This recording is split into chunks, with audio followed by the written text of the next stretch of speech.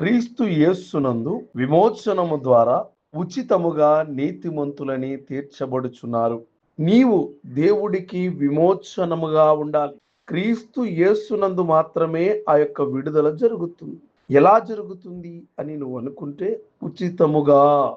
నీకు ఎందుకు ఉచితం ఇది అంటే, నీతిమంతుడుగా తీర్చడానికి దేవుని కృప వల్ల. ఇది విశ్వాసాన్ని బట్టే వస్తుంది.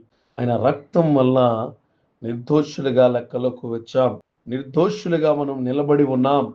ఇది కీర్తి కలగాలని, దేవుని కృప నీకు ఉండాలని, ఆయన కృపలో ఆయన రక్తముతో నువ్వు కడగబడాలని కోరుకోవాలి. విమోచించిన దేవుడు, కాపాడిన దేవుడు, కృప చూపిన దేవుడు నీకు తోడుగా ఉన్నాడు కదా. గుర్తుపెట్టుకో, ఆయన మనుష్యుల కోసం శాశ్వత విముక్తిని సంపాదించి ఆయన నన్ను కాపాడుచున్నాడు. నీ జీవితంలో నీకున్న పరిస్థితుల్లో, నీకున్న అలజడుల్లో క్రీస్తు ప్రభువు పేరట ఆత్మ వలన మీరు కడగబడిన వారై ఉన్నారు.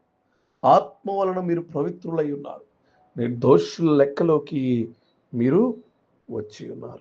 కడగబడిన నీకు, పవిత్రంగా అయిన నీకు, నిర్దోషుల లెక్కలోకి వచ్చిన నీకు కొత్త సృష్టిని దేవుడిచ్చాడు. ఇది దేవుని ఆత్మ కార్యం వలన కలిగిన ఫలితం మాత్రమే.